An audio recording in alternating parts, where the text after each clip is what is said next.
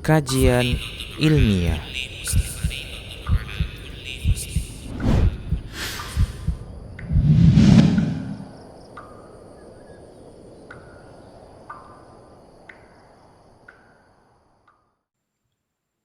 Bismillahirrahmanirrahim. Assalamualaikum warahmatullahi wabarakatuh. Innal hamdalillah nahmaduhu wa nasta'inuhu wa nastaghfiruh wa na'udzu billahi min shururi anfusina wa sayyiati a'malina.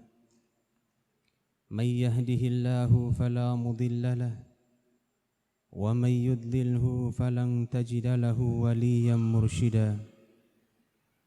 Asyhadu an la ilaha illallah wahdahu la syarika lah wa asyhadu anna Muhammadan abduhu wa rasuluhu alladzi la nabiyya ba'd. Ya ayyuhalladzina amanu taqullaha haqqa tuqatih wa la tamutunna illa wa antum muslimun. Ya ayyuhan nasu ittaqu rabbakum alladzi khalaqakum min nafsin wahidah wa khalaqa minha zawjaha wa batha minhuma rijalan katsiran wa nisaa'a wattaqullaha alladzi tasaaluna bihi wal arham innallaha kana 'alaykum raqiba. Ya ayyuhalladzina amanu ittaqullaha wa qulu qawlan sadida yuslih lakum a'malakum wa yaghfir lakum dhunubakum wa man yuti'illaha wa rasulahu faqad faza fawzan 'azima. Amma ba'du, fa inna ahsanal kalami kalamullah wa khairal huda hudal mustafa sallallahu alaihi wasallam wa syarrul umuri muhdatsatuha wa kullu muhdatsatin bid'ah wa kullu bid'atin dhalalah wa kullu dhalalatin finnar. Ikhwan dan akhwat yang semoga dirahmati Allah Subhanahu wa taala. Puji syukur kita panjatkan kehadirat Allah Subhanahu wa taala yang telah banyak memberikan kita kenikmatan, nikmat sehat dan waktu luang, dan nikmat berada di atas sunnah Nabi Muhammad sallallahu alaihi wasallam. Salawat serta salam semoga tercurahkan kepada Nabi kita, suri tauladan kita, Nabi Muhammad sallallahu alaihi wasallam, pada keluarganya, para sahabatnya, dan kepada orang-orang yang senantiasa mengikuti mereka hingga hari kiamat nanti.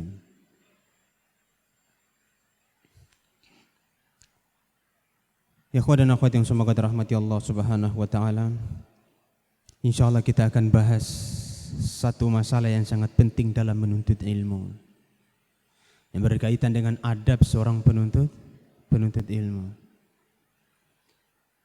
Dengan berkembangnya dakwah, semakin banyak orang yang mengenal kajian,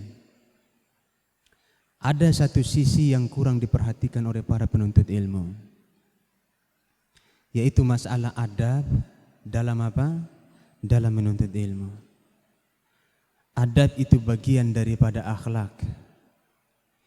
Siapa yang tahu pengertian akhlak angkat tangan? Anak kasih Al-Quran. Fadhal. Siapa yang tahu pengertian akhlak? Apa itu akhlak? Sama saya. Fadhal. Barakallahu fiik. Jamaah, antum kok bengong semua ini? Fadhal. Yang tahu pengertian akhlak siapa?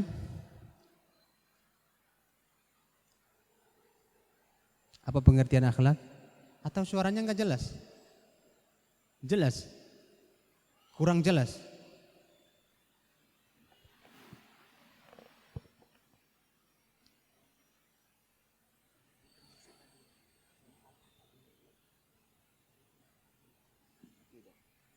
Iya.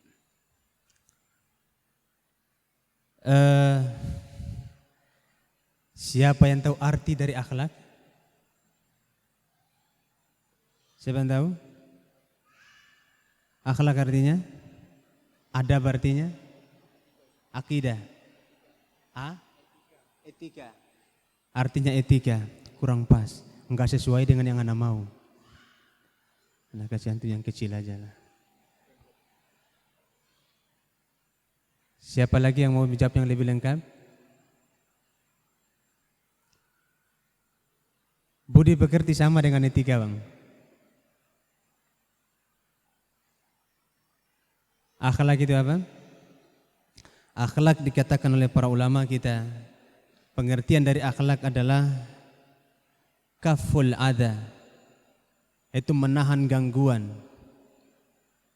wabadlun nada, memberikan bantuan, wa talaqatul wajhi, dan wajah yang apa?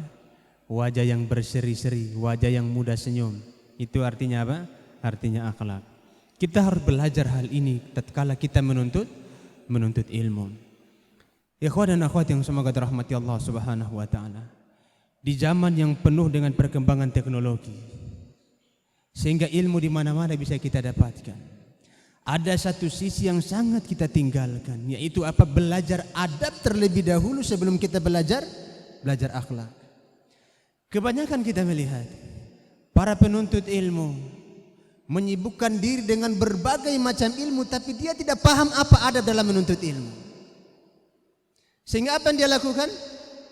Kita lihat banyak di antara para penuntut ilmu menggibahi ustadznya sendiri. Ini di mana-mana kita dapatkan. Salah satu sebab utama karena para penuntut ilmu sibuk dengan amalan tanpa dia menyibukkan diri dengan akhlak. Para ulama dahulu, Al-Imam Malik rahimahullahu ta'ala bercerita, kanat ummi tu'ammimuni, dahulu ibuku memakaikan aku sorban, wa qalat li, seraya berpesan kepadaku, idhab ila Rabi'ah, pergilah engkau kepada Imam Rabi'ah wahai Malik, fata'allam min adabihi qabla ilmihi, dan ambillah seluruh ilmunya, seluruh adabnya sebelum engkau mengambil adabnya. Ini merupakan sisi yang sangat penting. Kita lihat zaman sekarang banyak para penuntut ilmu meremehkan gurunya. Akhirnya ilmu yang dia dapatkan tidak memberikan sedikit pun manfaat kepada dia. Di dunia tidak memberikan manfaat, apalagi di akhirat nanti. Maka ingat, adab ini perlu kita pelajari, sehingga kita semakin bertambah ilmu kita, semakin kita beradab. Semakin bertambah ilmu kita, semakin baik budi pekerti kita. Ikhwan dan akhwat yang semoga dirahmati Allah Subhanahu wa taala. Adab seorang penuntut ilmu yang pertama adalah ikhlasun niyati lillahi wahdah. Mengikhlaskan niat hanya untuk Allah Subhanahu wa taala semata. Ini yang sangat berat kita lakukan. Ada orang datang jauh-jauh ngaji, tujuannya untuk apa? Cari jodoh.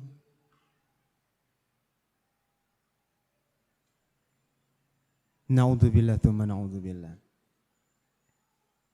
Maka ingat, ketika kita menuntut ilmu, adab yang pertama kali yang harus kita jaga adalah ikhlasun niyati lillahi wahda. Mengikhlaskan niat kita hanya untuk Allah Subhanahu wa taala semata, bukan tujuan yang lainnya. Ilmu ini sangat penting. Ilmu ini merupakan satu hal yang sangat penting. Tidak bisa kita tukarkan dengan dunia. Bahkan Rasulullah sallallahu alaihi wasallam mengatakan, man salaka tariqan yaltamisu fihi ilman sahalallahu lahu bihi tariqan ilal jannah. Barang siapa yang menempuh satu jalan, niatnya adalah untuk menuntut ilmu, maka Allah Subhanahu wa taala akan mudahkan dia menuju surga. Akhi, ana mau tanya antum. Surga dengan perempuan, mana lebih utama?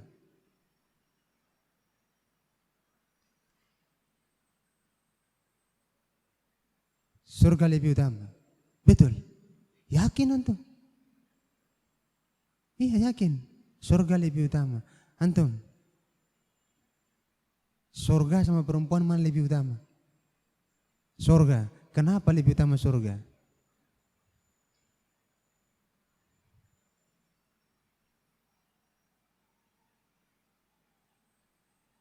Karena abadi. Kalau perempuan enggak abadi. Ya betul, perempuan enggak abadi. Istri antum secantik apapun dia, setinggi apapun dia, semancung apapun hidungnya, kalau tidur malam-malam bangun tidur nanti meninggalkan di bantalnya peta Maluku Utara. Artinya apa? Ngiler dia. Jadi enggak bisa menggantikan keutamaan dari menuntut ilmu dengan apa? Dengan surga. Oleh sebab itu maka sungguh sangat hina orang yang salah dalam niatnya menuntut ilmu.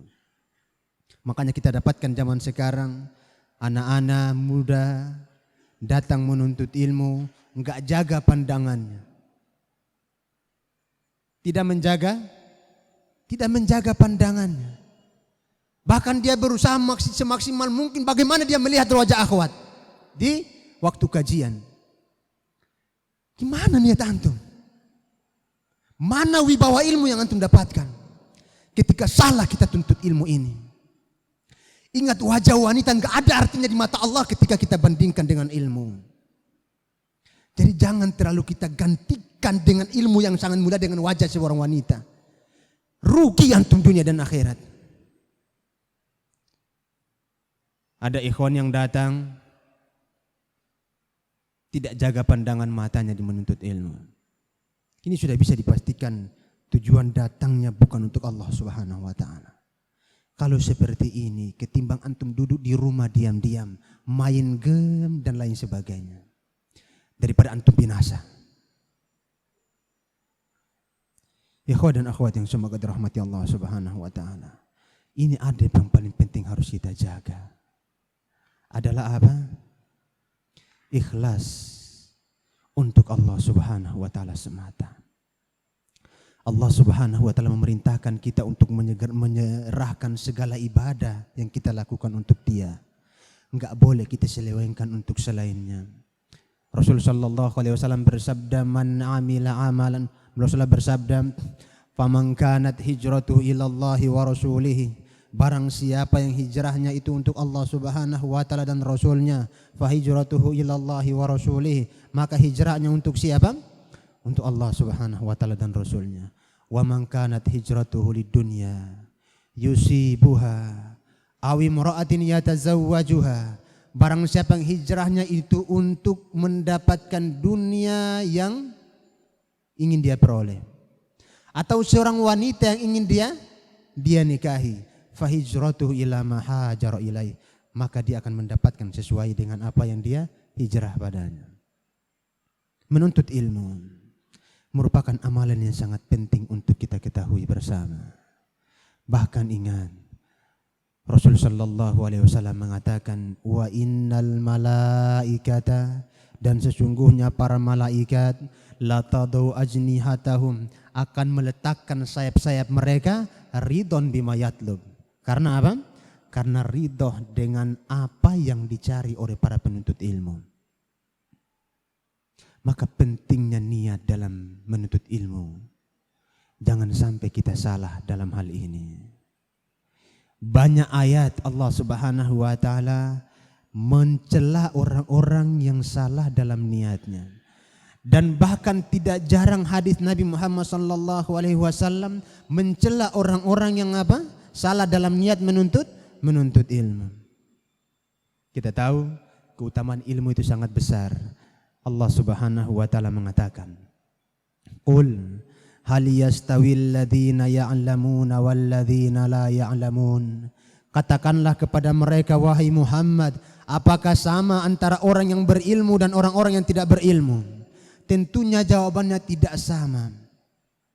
Dalam ayat yang lain Allah Subhanahu wa taala mengatakan, "Innama yakhsyallaha min ibadihil ulama." Sesungguhnya orang-orang yang takut kepada Allah Subhanahu wa taala itu siapa? Para ulama. Dari ayat ini kita bisa mengambil kesimpulan bahwasanya seharusnya semakin tinggi ilmu kita, semakin takut kita kepada Allah Subhanahu wa taala, bukan semakin berani kita kepada Allah Subhanahu wa taala. Ada orang-orang yang sudah tahu bahwa pacaran itu enggak boleh. Dia tetap pacaran. Ustaz, anak anggap jaban tangan dengan akhwat Ustaz. Anak udah tahu, tapi lewat WhatsApp. Ya podo wae. Ini bukti daripada apa? Ilmu yang tidak bermanfaat. Ada orang yang sudah tahu ketika dia menuntut ilmu bahwasannya apa? Merokok itu haram. Banyak kita dapatkan para penuntut ilmu masih saja merokok. Masih apa? Ngerokok. Ayo siapa yang merokok angkat tangan, anak kasih hadiah. Anak kasih hadiah, baju 1, Al-Quran 1, yang mudah-mudahan antum tobat. Kita dapatkan banyak seperti itu. Udah ngaji tapi masih merokok. Apa hukumnya rokok? Betul haram. Yakin antum? Masya Allah, fadal. Ya. Rokok itu haram. Dulu waktu anak masih belajar di SMA dulu waktu alia, guru anak bilang rokok itu memiliki 4 hukum atau 5 hukum. Rokok itu bisa wajib.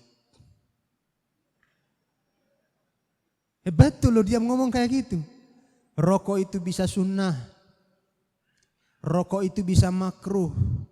Rokok itu bisa haram. Dan rokok itu bisa mubah. Kapan rokok itu wajib untuk kita merokok? Katanya ketika seorang tidak merokok maka dia pusing, maka dia wajib merokok. Ini yang pertama. Yang kedua, kapan rokok itu sunnah? Ya ketika dia mungkin merokok, ya dia terhibur lain sebagainya, maka itu hukumnya sunnah. Mubah kapan? Ketika dia merokok dia reaksi apa-apa enggak ada, itu maka mubah. Makruh ketika kapan? Ketika dia merokok dia batuk-batuk, maka enggak boleh merokok, makruh. Haram kapan? Haram ketika divonis sama dokter kalau kau merokok kau mati, itu haram. Na'udzubillah tsumma na'udzubillah. Rokok itu haram. Tapi banyak para penuntut ilmu yang masih ngerokok. Setelah dia tahu rokok itu apa? Rokok itu haram. Ustaz, tapi Ustaz ulama fulan mengatakan rokok itu boleh. Seperti Said Akil Siraj mengatakan apa? Rokok itu boleh. Dan lain sebagainya. Maka ingat, kita yang telah menuntut ilmu, tahu tentang ilmu, semakin dia takut kepada Allah Subhanahu wa taala. Allah Subhanahu wa taala menyebutkan tentang orang-orang yang ikhlas dalam menuntut ilmu, salah satunya berbuah dari apa? Dia semakin takut kepada Allah, bukan semakin berani kepada Allah. Ada orang-orang yang kita pandang alim di pandangan mata kita. Dan memang dia menampakkan kealimannya di hadapan kita. Tapi ketika dia bersendirian dengan Allah Subhanahu wa taala, apa yang dia lakukan? Ketika dia di kamarnya sendirian mau tidur, apa yang dia lakukan? Dia bermaksiat kepada Allah Subhanahu wa taala. Maka orang seperti ini bukti dari orang yang tidak ikhlas dalam menuntut ilmu. Kenapa?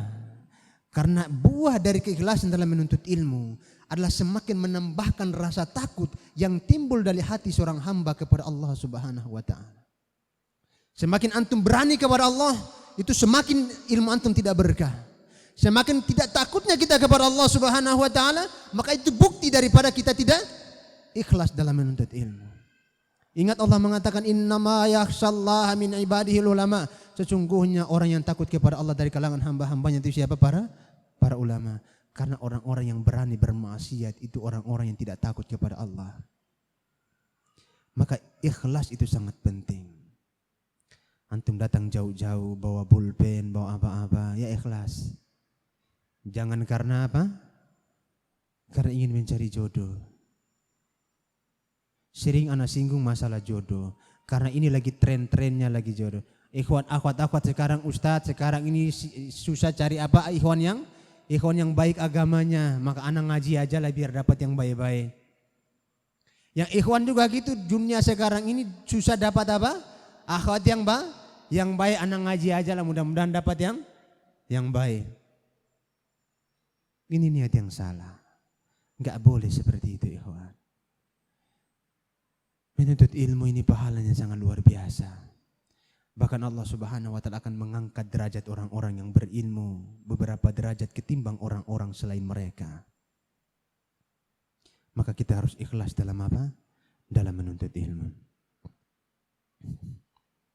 Yang selanjutnya Rasulullah sallallahu alaihi wasallam mengabarkan kepada kita tentang hinanya orang-orang yang tidak ikhlas dalam menuntut ilmu. Apa kata Allah Subhanahu wa taala? Man kana yuridul ajilata ajjalna lahu fiha ma nasha' liman nurid thumma ja'alna lahu jahannama yaslaha madmuman madhura. Barang siapa yang menginginkan kehidupan dunia, menginginkan balasan yang segera, maka akan kami segerakan balasannya sesuai dengan kehendak kami. Tsumma ja'alna lahu jahannam. Kemudian kami akan jadikan neraka jahanam untuknya. Yaslaha madmuman madhura. Yang akan dia masuk dalam keadaan hina dina. Orang yang tidak ikhlas dalam menuntut ilmu. Tempatnya di mana? Di mana ikhwan? Di neraka. Kita yang gagal menuntut ilmu, tempatnya di neraka. Maka jangan main-main dalam menuntut ilmu.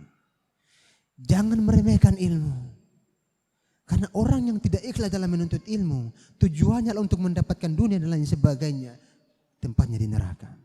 Bahkan Allah Rasulullah sallallahu alaihi wasallam mengatakan dalam sebuah hadisnya, "Man ta'allama ilman mimma yubtaqa bihi wajhallah." Barang siapa yang menuntut ilmu yang seharusnya yang dia tuntut itu untuk Allah Subhanahu wa taala, la yata'allamuhu illa yusiba bihi aradan minad dunya. Dia tidak belajar ilmu itu kecuali untuk mendapatkan kepingan-kepingan dunia. Maka apa kata Nabi kita Muhammad sallallahu alaihi wasallam? Lam yajid arfal jannah. Orang tersebut tidak mencium bau surga. Dia tidak akan mencium bau surga. Na'udzubillah tsumma na'udzubillah. Semoga Allah Subhanahu wa taala menyelamatkan kita dari hati yang tidak ikhlas dalam menuntut ilmu. Buah daripada keikhlasan, sebagaimana telah kita singgung tadi, adalah takut kepada Allah Subhanahu wa taala. Dan buah daripada keikhlasan adalah semakin banyak ilmu kita, itu semakin tawadu, semakin rendah diri.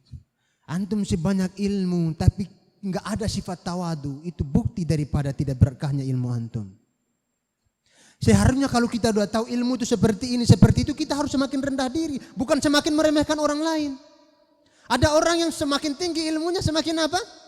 Semakin sombong dia. Salah satu bukti kesombongan adalah apa? Itu sholat. Allahu Akbar. Imam kunut subuh. Dalam hati antum apa?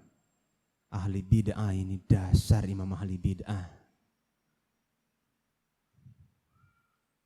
Na'udzubillah tsumma na'udzubillah.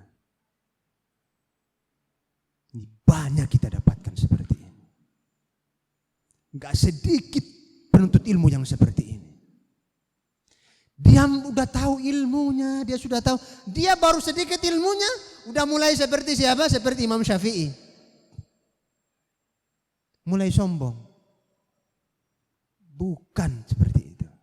Kita yang semakin tahu ilmu, kita harus semakin rendah diri. Akhi, siapa? Apa hukumnya kunut subuh?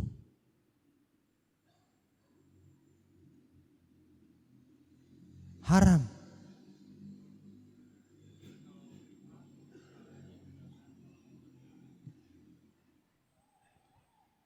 Kalau dia yakin bid'ah dia tinggalkan, dia yakin itu boleh dia kerjakan. Ya. Ana pertanyakan ini, ingat, bukan tujuannya untuk bahas masalah ini, tapi tujuan untuk mengingatkan kepada kita agar ketika kita sudah banyak menuntut ilmu, semakin rendah hati kita. Maka jadilah penuntut ilmu itu seperti ilmu padi. Semakin berisi semakin merunduk. Bukan semakin berisi semakin sombong.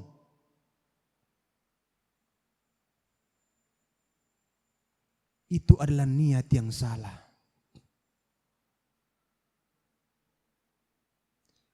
Ini banyak zaman sekarang kita dapatkan penuntut ilmu seperti ini. Maka ingat ikhwan, buah daripada keikhlasan dalam menuntut ilmu, pertama menimbulkan rasa takut dalam hati kita, yang kedua tadi apa? Menambahkan kita semakin rendah hati. Rendah hati, bukan menambahkan kita semakin sombong dan congkak.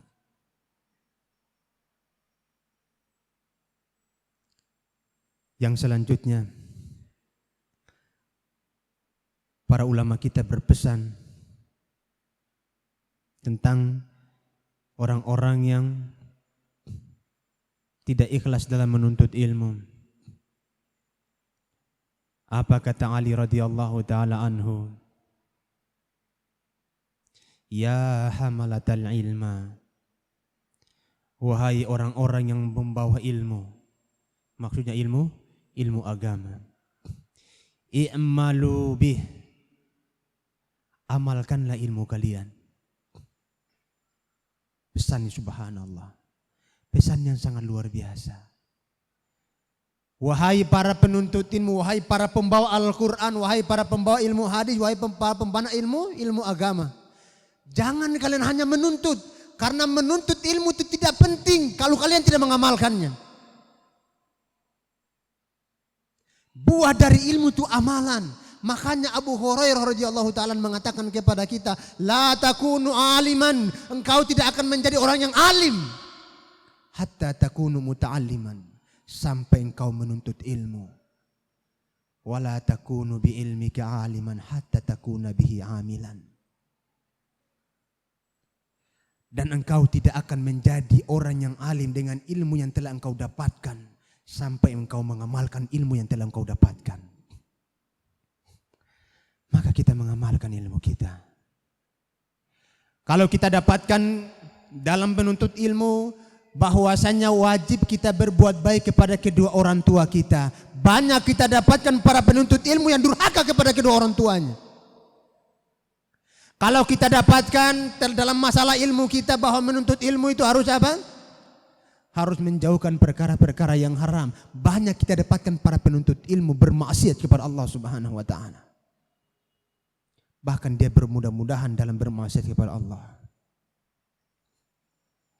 Ketika kita menuntut ilmu, kita dapatkan dalam menuntut ilmu itu pacaran itu haram. Banyak kita dapatkan para penuntut ilmu yang masih pacaran. Ayo ngaku siapa yang masih pacaran, angkat tangan. Anak kasih hadiah. Ingat, kita harus mengamalkan ilmu kita. Yang lebih penting dari menuntut ilmu itu adalah amalan. Apalah gunanya ilmu antum banyak tapi enggak amalkan? Apalah gunanya antum hafal Al-Quran tapi antum enggak takut kepada Allah Subhanahu wa taala? Apalah gunanya kita menghafal hadis setiap hari datang menuntut ilmu tapi tidak menambahkan rasa takut dalam hati kita? Bahkan kita semakin berani kepada Allah Subhanahu wa taala. Ikhwan dan akhwat yang semoga dirahmati Allah Subhanahu wa taala. Kita harus memperhatikan hal ini agar kita tidak menjadi orang-orang yang merugi di hari kiamat nanti. Rasulullah sallallahu alaihi wasallam bersabda kepada kita, la tazulu qadama 'abdin yaumal qiyamati hatta yus'al an arba'in. Tidaklah bergeser kaki seorang hamba pada hari kiamat sampai dia ditanya tentang 4 perkara. Salah satunya an ilmihi fima amila bih, tentang ilmunya apa yang telah diamalkan.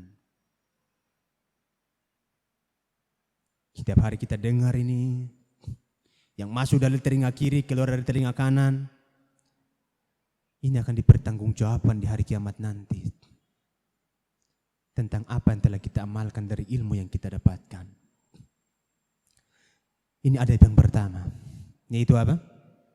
Ikhlas dalam menuntut ilmu. Antum keluar dari rumah, benahi niat kita bahwa ya Allah, aku datang ini bukan semata-mata untuk apa-apa, tapi aku datang untukmu semata ya Allah.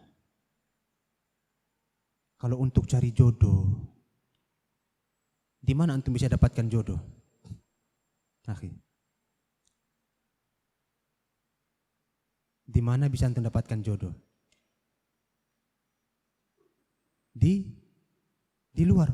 Kok di luar pula? Di luar mana sekarang ini? Di luar pengajian. Ada salah seorang ustadz datang mau melamar seorang akhwat. Datang dia melamar. Ustadz, ana pengen lamar, pengen nikah, tolong carikan ana akhwat. Katanya ustadznya, antum mau yang akhwat kayak mana? Kalau orang yang sudah ngaji biasanya yang didahulukan apa? Yang bagus agamanya. Yang dipilihnya malah lain. Ana mau calon istri aneh yang akhwat yang hidungnya mancung, rambutnya lurus, kulitnya putih, badannya tinggi. Apalagi yang kurang? Hidungnya mancung, kulitnya putih, wajahnya cantik, rambutnya lurus. Apa kata ustadznya? Kalau antum mau yang seperti itu, banyak. Ana bawa antum ke mall, insya Allah dapat banyak.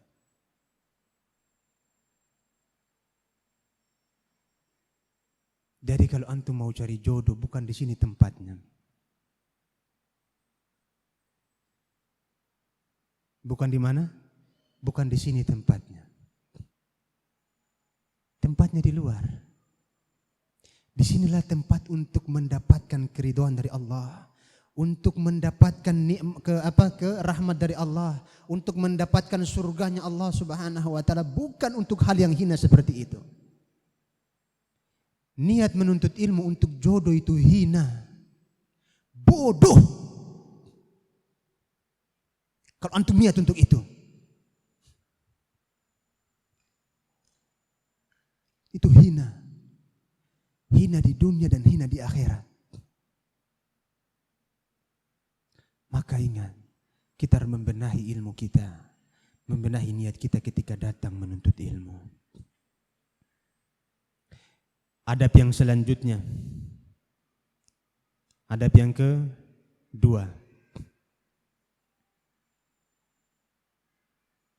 seorang menuntut ilmu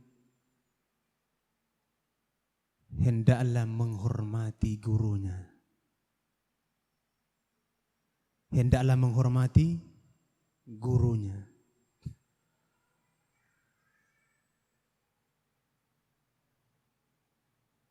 Jangan digibahi ustadznya. Ada para penuntut ilmu itu subhanallah. Kalau ustadznya penyampaiannya enggak enak, aduh, rugi anak panggil ustadz ini katanya.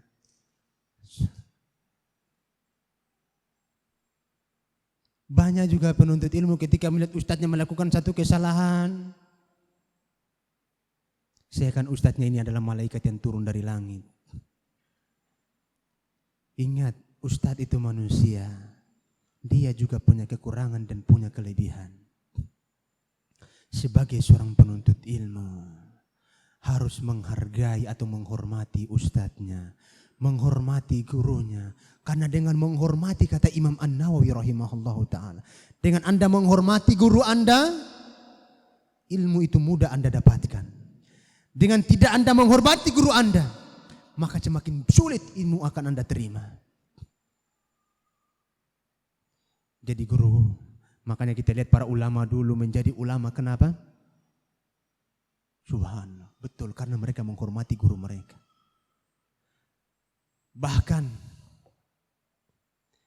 para ulama yang lainnya ketika lagi bermajelis dengan Imam Ahmad bin Hambal,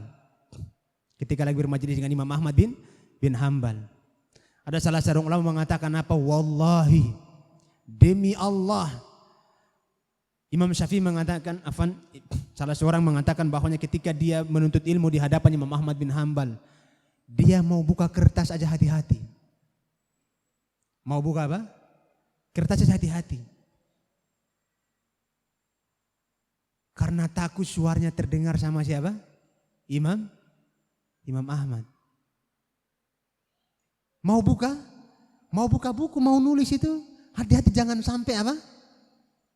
Bahkan ada ulama yang lain mengatakan, aku ketika berada bersama Imam Syafi'i, ketika aku haus mau minum air itu aku takut. Haibatan lahu, karena menghargai dan menghormati Imam Syafi'i rahimahullah ta'ala. Zaman sekarang kenapa ilmu itu kurang berkah? Para penuntut ilmu ketika datang, diaktifkan WhatsApp-nya. Aktifkan WhatsApp, teks. Boy bro, aku lagi di majelis ilmu ini bro. Masya Allah. Matikan HP itu ketika antum datang menuntut ilmu. Hargai guru yang sedang mengajar. Untuk kita mendapatkan ilmunya. Ini bukan anak suruh anak antum hargai anak, bukan. Tapi ini kita harus menghargai semua. Ingat, kita sama-sama menuntut ilmu. Kita sama-sama menuntut ilmu, yang kita harus menghargai guru-guru kita. Karena itu merupakan salah satu sarana mudahnya kita menerima ilmu. Ketika datang menuntut ilmu, matikan HP. Atau di silent. Jangan apa? Sibuk dengan WhatsApp. Siapa yang WhatsApp-nya masih hidup angkat tangan? Angkat tangan, anak kasih hadiah. Ini buku ada bana ini. Fadal. Yang WhatsApp-nya masih hidup, antum jujur aja angkat tangan. Fadal. Jamaah, semuanya mati. Bukan antum yang mati maksudnya. WhatsApp-nya mati. Ingat, menuntut ilmu itu antum matikan itu WhatsApp itu. Karena ini dapat menyibukkan antum dari menuntut ilmu. Pikiran kita enggak konsentrasi. Baru masuk dari pintu masjid, bismillah. Matikan. Di silent HP-nya. Sebagai bentuk apa? Menghargai guru kita. Dalam menuntut ilmu. Makanya kita dapatkan para ulama kita dulu, Masya Allah. Semakin tinggi ilmu mereka, semakin tawadu dan semakin menghargai gurunya.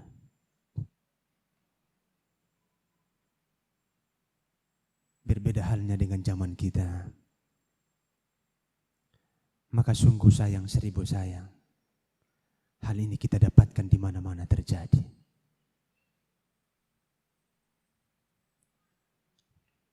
Saya ketika isi kajian di salah satu tempat, ada salah seorang jamaah yang ngomong, Ustadz fulan itu gini. Saya dalam hati, naudzubillah, teman, naudzubillah. Gak boleh, wah.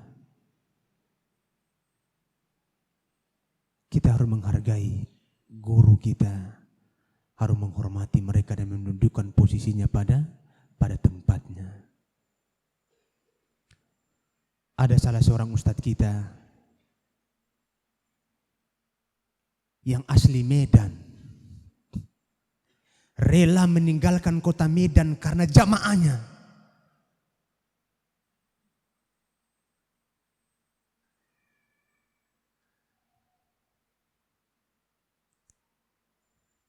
Padahal kita sangat butuh dengan ilmunya. Terkadang orang-orang yang bodoh itu gibah ustadznya, ngatain ustadznya, begini dan begitu ustadznya. Akhirnya ustadznya gak sabar pindah dia. Antum akan tanggung sampai hari kiamat nanti. dosanya akan dimintai pertanggungjawaban oleh Allah Subhanahu wa taala. Na'udzubillah tsumma na'udzubillah. Ini akhlak yang buruk. Ini akhlak yang serupa dengan akhlak syaitan. Ketika Allah Subhanahu wa taala memerintahkan dia untuk sujud kepada Adam, apa kata setan? Ana khairum min. Ya Allah, aku lebih baik dari dia. Khalaqtani min nurin, khalaqtani min narin wa khalaqtahu min tin. Engkau ciptakan aku dari api sementara engkau ciptakan dia dari tanah. Akhirnya Allah campakkan dia. Allah hinakan dia. Dan di hari kiamat nanti Allah Subhanahu wa taala akan masukkan dia ke dalam neraka. Ingat, sebagai penuntut ilmu harus menghormati gurunya. Siapapun dia. Kalau dia adalah guru, dia adalah ustadz, meskipun penyampaiannya enggak enak, meskipun ilmunya kurang, kita menghargai dia. Mendudukan posisinya pada posisinya. Mengangkat dia sebagaimana mestinya. Apa kata Nabi Muhammad SAW? Laisa minna malam yarham kabirana malam yuwakir kabirana walam yarham sagirana malam yarham sagirana walam yuwakir kabirana. Tidak termasuk golongan kami orang yang tidak menyayangi yang kecil di antara kami dan tidak menghargai orang yang lebih tua dari kami. Tua bukan dari sisi ilmu, bukan dari sisi umur saja, tapi dari sisi ilmunya. Kita harus menghormati. Maka ingat, guru kita harus kita sanjung. Ana mau tanya, siapa yang jawab ini pertanyaan, ana kasih hadiah. Siapa ya di antara antum yang hari ini atau dari tadi malam sampai sore ini sekali mendoakan ustadznya, angkat tangan. Mendoakan gurunya, angkat tangan. Ya Allah, panjangkanlah umur Ustadz Ali Nur. Ampunilah dosa-dosanya. Berkahilah usianya. Siapa di antara antum yang doa seperti itu? Yang mendoakan gurunya siapa? Angkat tangan. Gak ada. Imam Ahmad bin Hambal senantiasa mendoakan Imam Syafi'i dalam setiap doanya. Sampai-sampai ditanya oleh anaknya, wahai ayahku, kenapa aku sering mendengar engkau menyebut Imam Syafi'i dalam doamu? Apa kata ayahnya? Subhanallah. Dengan kita mendoakan guru kita, hati kita yang membenci guru kita itu akan hilang. Hati kita yang tadinya menjelek-jelekan guru kita itu akan hilang. Siapa di antara antum yang doakan guru antum tadi malam? Angkat tangan. Jamaah, enggak ada.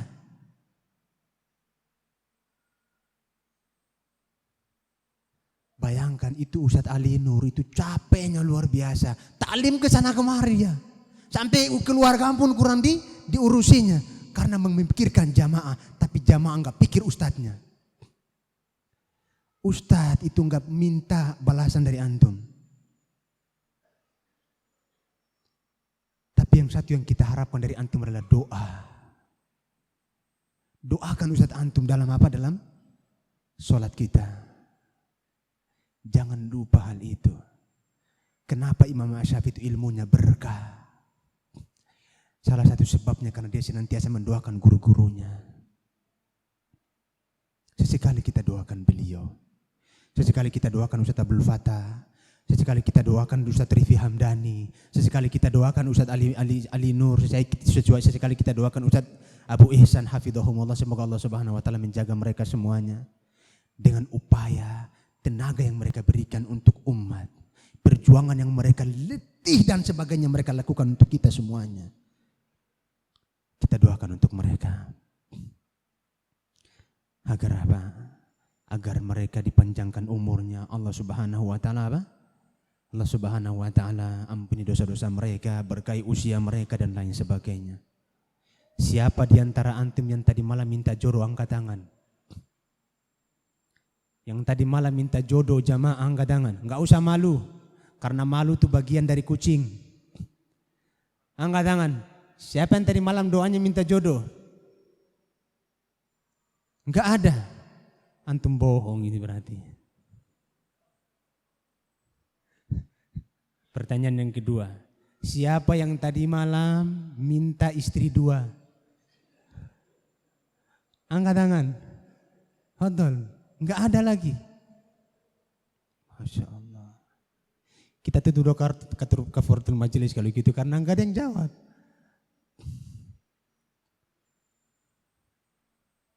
Satu hal yang ingin kita pesan kepada antum semuanya sebelum kita akhiri pertemuan kita atau kajian kita ini, ingat, doakan ustaz-ustaz kita. Jangan lupa doakan mereka. Jangan lupa agar usia mereka diberkahi.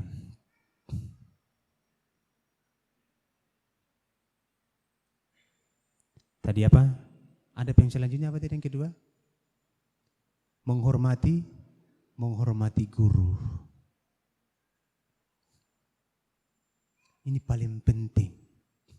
Ini yang paling penting dari adab seorang penuntut ilmu setelah ikhlas kepada Allah Subhanahu wa taala. Ulama-ulama kita dulu kalau duduk di hadapan gurunya apa yang mereka lakukan? Diam. Dengar. Fokus.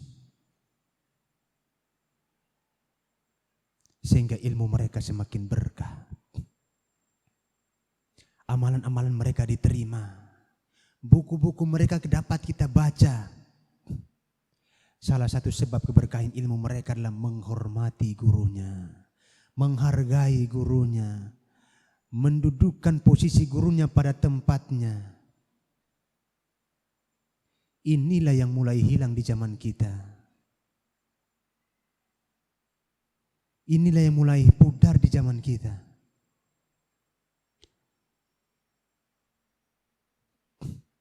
Yang selanjutnya, adab yang selanjutnya adalah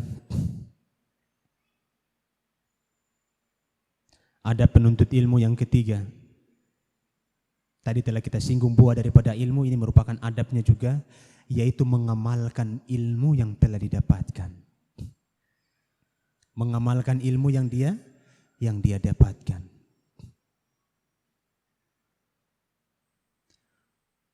Ada salah seorang bertanya kepada kami, Ustadz, ada salah seorang ikhwan yang sudah menikah. Dia punya saudari perempuan juga sudah menikah. Dan ikhwat ini jenggotnya panjang, ngajinya sudah lama. Suatu hari ibunya sakit. Yang sakitnya ini bisa dikatakan sakit yang cukup parah. Ibunya meminta bantu kepada anak tersebut. Nak, tolong gantikan pempes ibu. Tolong gantikan popok ibu. Ibu udah pipis di popok ibu. Apa kata anaknya? Kenapa suruh aku, Ma? Kenapa suruh aku, Ma? Kan ada fulana. Kan ada adik-adik aku yang perempuan. Kenapa suruh aku? Seperti inikah penuntut ilmu? Seperti inikah seorang salafi? Seperti inikah orang yang telah menunjukkan manhaj salaf? Ini adalah jauh dari akhlak salaf. Orang yang telah banyak ilmunya, seharusnya dia semakin sayang sama ibunya. Seharusnya dia semakin menghormati ayahnya, bukan semakin cuek kepada orang tuanya. Banyak di antara anak-anak kita dapatkan membuat orang tuanya menangis. Banyak kita dapatkan anak-anak membuat orang tuanya sedih dengan akhlak yang dia dapatkan. Padahal apa yang kurang dari dirinya. Kalau kita bilang ilmu, subhanallah, setiap hari datang menuntut ilmu. Sama ustaz-ustaz semua anak sudah datang menuntut ilmu. Tapi durhaka sama ibunya. Ingat, thamratul ilmi al-amal. Buah dari ilmu itulah amal. Al-ilmu bila amalin kasyajarin bila tamratin. Ilmu tanpa amal itu seperti pohon yang tak berbuah.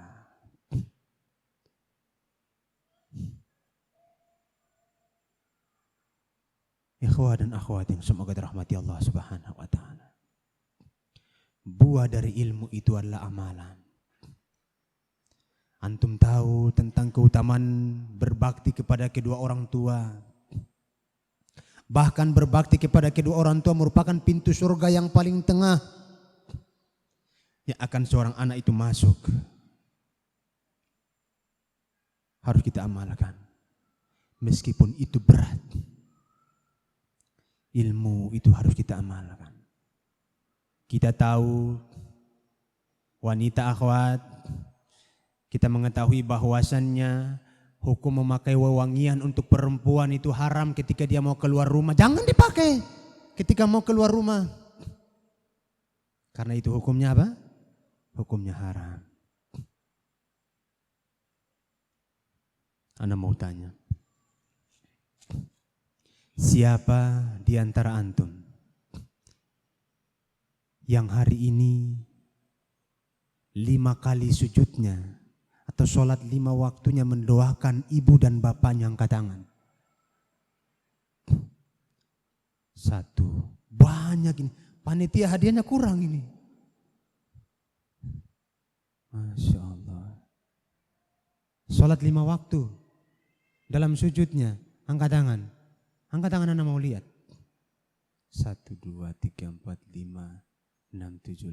Orang tua kita, Masya Allah, barakallahu fiik, Pak. Silakan, Pak. Ini baju ukuran apa? Ukuran apa ya? L, pas ya. Beliau kayaknya pas ya. Pas ya. Barakallahu fiik.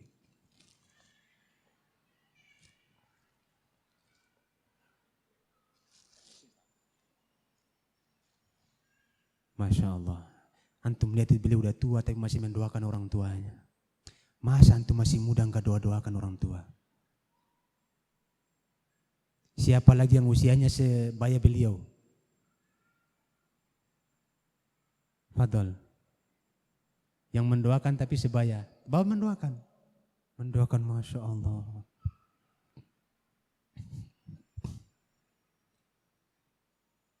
Silakan, Pak. Masya Allah. Barakallahu fiik wa iyyakum. Makasih Pak ya. Yang utuhnya lebih tua lagi, yang tua-tua lagi siapa? Yang 40 tahun yang tadi mendoakan siapa?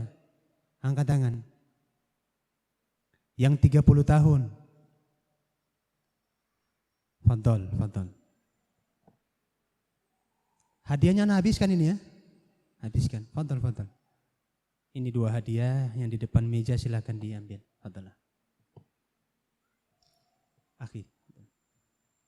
3 orang sama Akhi Yahya. Dibagi-bagi sama kawan, sama teman-teman yang 3. Satu-satu ya. Barakallahu fiik. Yang 20 tahun yang mendoakan orang tuanya siapa? Waduh, hadiahnya udah habis ini. Mana yang 20 tahun mana? Fadlah. Antum. Barakallahu fiik. Siapa lagi? Dapat aku aja tapi. Antum jangan remehkan, ini mahal ini beli panitia ini. Siapa tadi? Siapa lagi yang 20 tahun? Fadlah. Jazakallahu khairan. Ya. Harus doakan orang tua kita. Kita dapat ilmunya, apa ilmu kita? Ketika mendoakan orang tua, innal abda la turfa'u lahu darajatun yaumal qiyamah. Sesungguhnya seorang hamba akan diangkat derajatnya oleh Allah Subhanahu wa taala pada hari kiamat. Dalam riwayat yang lain, sesungguhnya seorang hamba akan diangkat derajatnya di surga. Kemudian dia heran. Ya Allah, kenapa bisa seperti ini? Mungkin orang tua mengetahui, merasa bahwa amalan dia di dunia sedikit. Tapi kenapa derajatku diangkat ya Allah? Kata Allah Subhanahu wa taala kepada dia apa? Bistighfari waladika laka min ba'dika. Aku angkat derajatmu wahai hambaku karena permohonan ampun anakmu sepeninggalmu. Kita semuanya pengen atau ingin mengangkat derajat orang tua kita di surga nanti. Jangan lupa doakan mereka. Semasa hidup mereka dan sampai meninggal mereka pun tetap kita doakan mereka. Agar orang tua kita mendapatkan kebahagiaan. Kebahagiaan di dunia dan kebahagiaan di akhirat. Sekian yang bisa kami sampaikan. Insya Allah kita lanjutkan pada pertemuan-pertemuan yang akan datang bersama Ustadz Ali Nur Hafidhahullah Ta'ala. Bagi yang mau bertanya, ada pertanyaan ini? Enggak usah ya? Insya Allah enggak ada pertanyaan. Anda minta maaf kepada panitia. Ya, antum tanya dalam diri masing-masing aja. Antal, kita amalkan ilmu kita. Ada pertanyaan? Masya Allah, udah banyak yang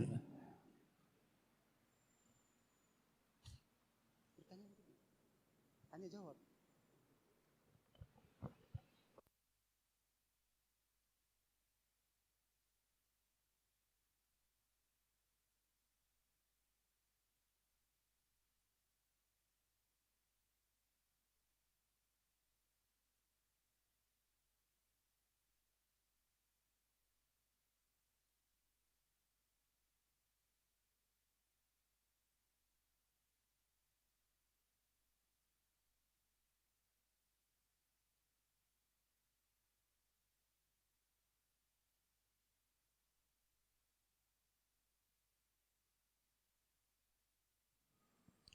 Bismillah.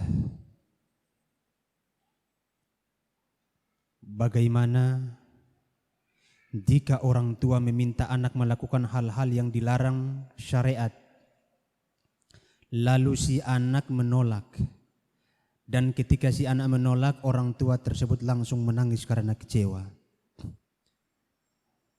Ketika orang tua kita menyuruh kita melakukan hal-hal yang dilarang oleh syariat Islam, kita harus menolak, tapi penuh dengan hikmah dan kasih sayang. Penuh dengan apa? Penuh dengan hikmah dan kasih sayang.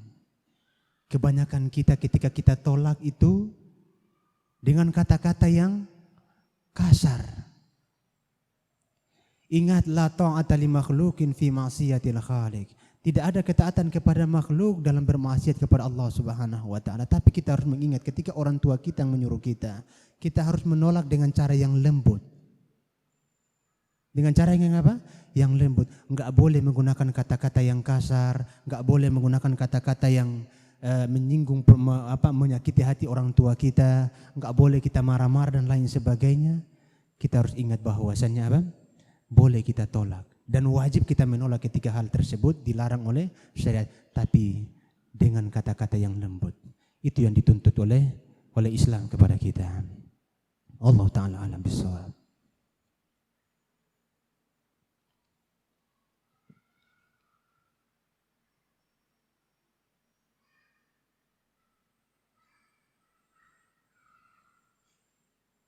Masya Allah, ini ada akhwat yang curhat ini. Antum gak dengar pertanyaannya, rugi antum. Assalamualaikum Ustaz. Waalaikumsalam warahmatullahi wabarakatuh. Ustaz, bagaimana caranya menyatakan perasaan kepada seorang ikhwan? Na'udzubillah tsumma na'udzubillah. Baik itu secara langsung atau tidak langsung, jazakallahu khairan. Kenapa ada perasaan sama ikhwan? Akhwat, ingat, sering saya sampaikan dalam masalah ini, jangan mencintai sebelum menikah. Demikian pula ikhwan, jangan antum mencintai akhwat sebelum antum nikah. Rugi enggak kira-kira? Rugi. Antum pernah kayak gitu? Jangan. Bagaimana cara menyatakan perasaan kita kepada dia? Ingat, ketika ada perasaan kita kepada ikhwan, bukan kita menyatakan perasaan kita kepada dia, tapi berusaha kita berlindung kepada Allah Subhanahu wa Ta'ala dari perasaan tersebut.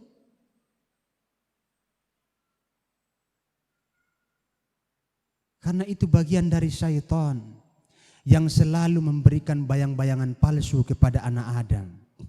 Melihat segala hal yang indah padahal itu tidak indah. Maka banyak berlindung kepada Allah Subhanahu wa Ta'ala dari setan yang terkutuk. Minta kepada Allah, karena terkadang apa yang kita lihat baik itu belum tentu baik. Apa yang kita lihat itu buruk terkadang itu baik bagi kita. Maka ingat, jangan mencintai sebelum apa? Sebelum menikah. Antum udah nikah itu sama ikhwan itu baru nikah. Tapi kalau memang terpaksa untuk menikah dengan dia atau apa, sudah tergantung, udah cinta mati sama dia, ya cintanya dibawa mati aja. Jangan mencintai dulu sebelum apa? Sebelum nikah, rugi antum. Mencintai orang tidak mencintai kita. Rugi nggak kira-kira? Rugi kan? Anak aja rugi kalau kayak gitu.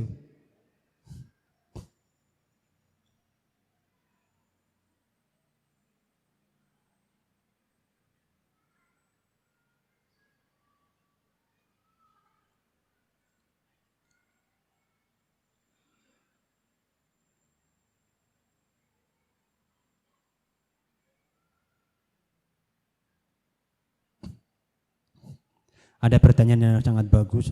Assalamualaikum, waalaikumsalam warahmatullahi wabarakatuh.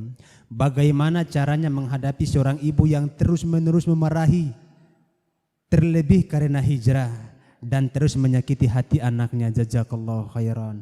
Tidak ada jawaban lain kecuali sabar. Bersabar dengan orang tua kita. Orang tua kita marah, diam. Doakan dia agar dia dapat hidayah. Doakan dia agar cepat-cepat untuk mendapatkan petunjuk dari Allah Subhanahu wa Ta'ala. Kita tetap bersabar, nasihat dengan cara yang lembut dan lain sebagainya. Jangan kemudian kita langsung apa? Terpancing dan marah kepada orang tua kita. Enggak boleh. Assalamualaikum Ustaz. Apa hukum demo? Hukum demo. Demo hukumnya haram. Demo hukumnya haram. Enggak boleh antum demo.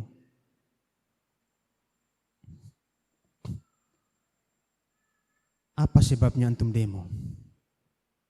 Apa sebabnya orang-orang demo kepada presiden?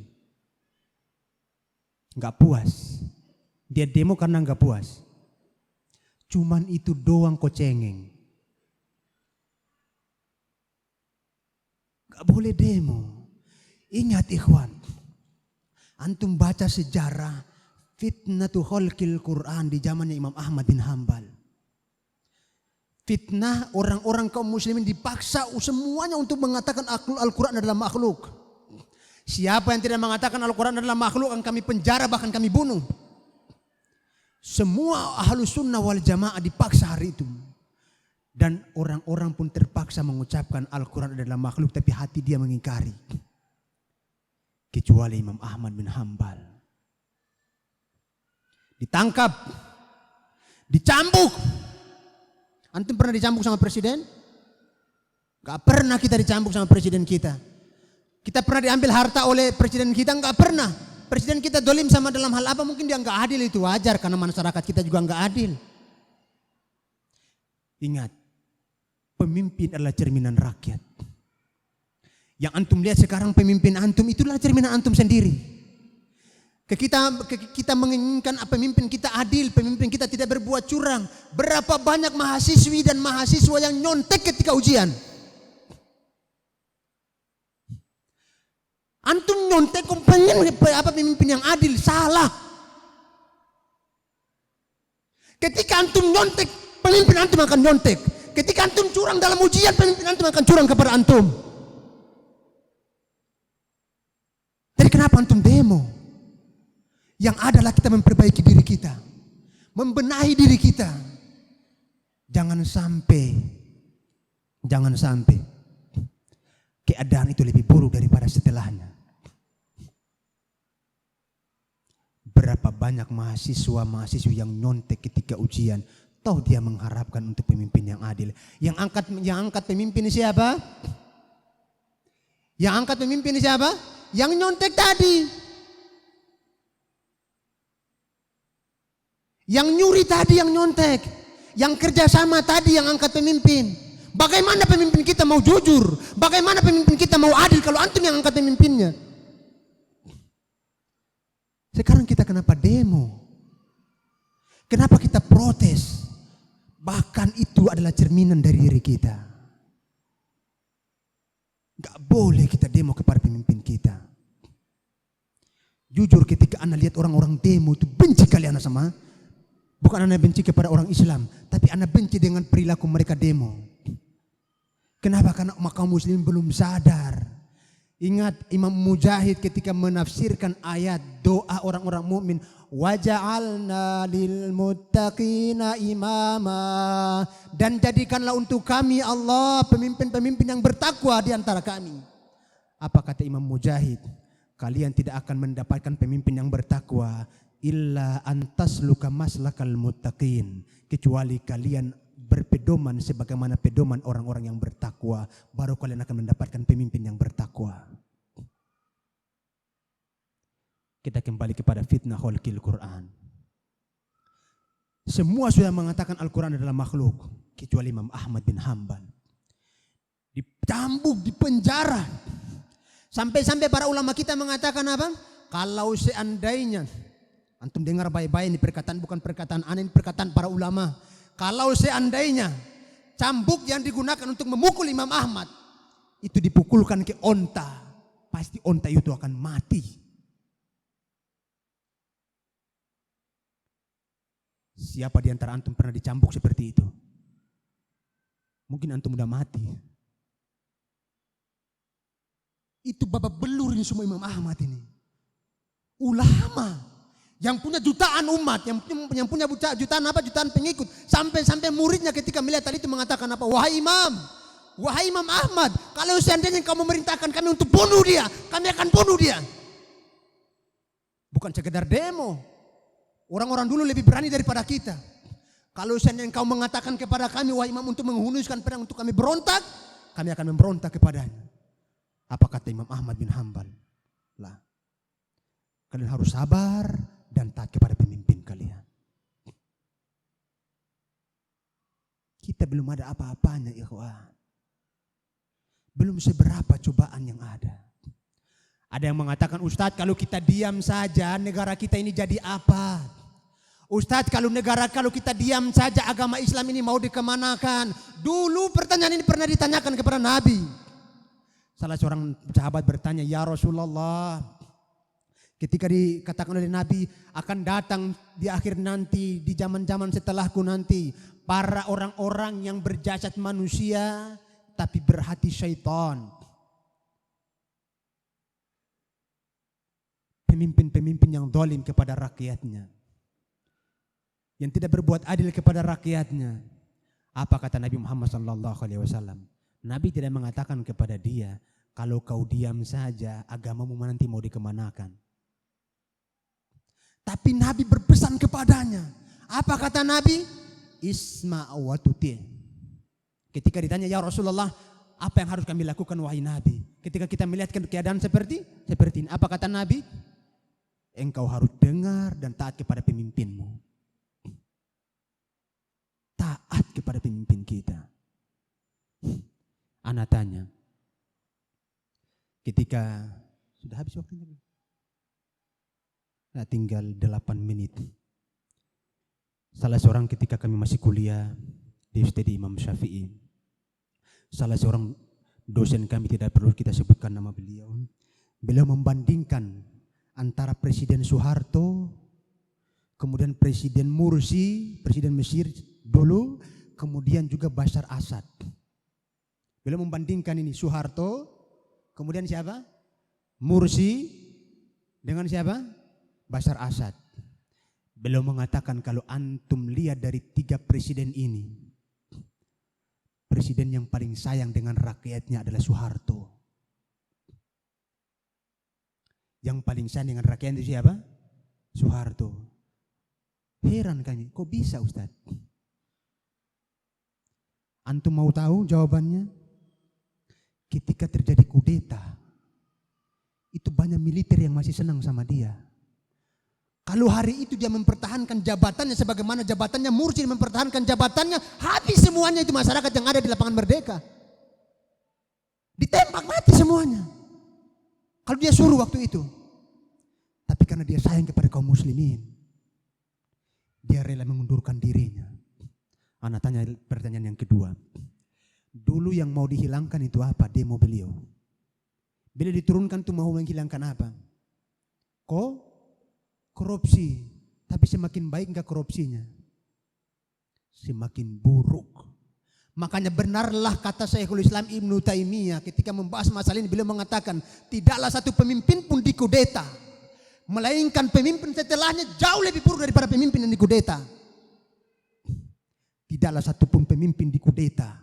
Antum harus patah telinga baik-baik. Tidaklah satu pun pemimpin dikudeta, melainkan akan datang pemimpin setelahnya jauh lebih buruk daripada pemimpin yang dikudeta. Betul apa yang dikatakan oleh ulama kita. Ulama kita mengukur dengan ilmu, bukan mengukur dengan perasaan.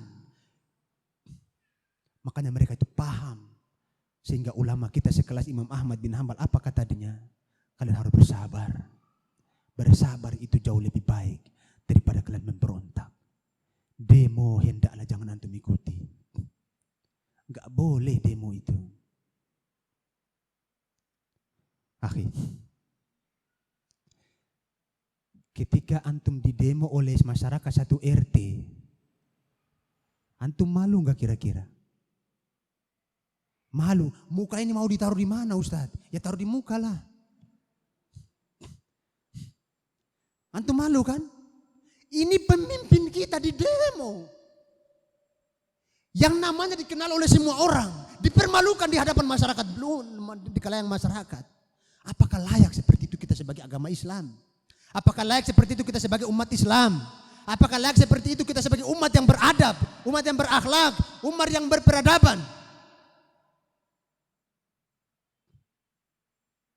Kalau kita di demo aja kita malu. Ini pemimpin kita. Kita tidak dikenal oleh orang banyak sebagaimana pemimpin kita dikenal. Tapi kalau kita di demo aja kita malu. Kok kita tegahnya demo-demo dia? Ketika kita difitnah oleh masyarakat, malu enggak kita? Malu. Maka tidak ada solusi kecuali kita harus bersabar. Tidak ada jalan yang lebih selamat kecuali mengamalkan wasiat Nabi. Isma' wa tuti'. Wa in daraba dhahraka wa akhadha malak. Engkau tetap dengar kepada pemimpinmu dan taat kepada pemimpinmu meskipun dia memukul pundakmu dan mengambil hartamu. Sekian yang bisa kami sampaikan. Subhanakallahumma wa bihamdika asyhadu an la ilaha illa anta astaghfiruka wa atubu ilaik. Wassalamualaikum warahmatullahi wabarakatuh.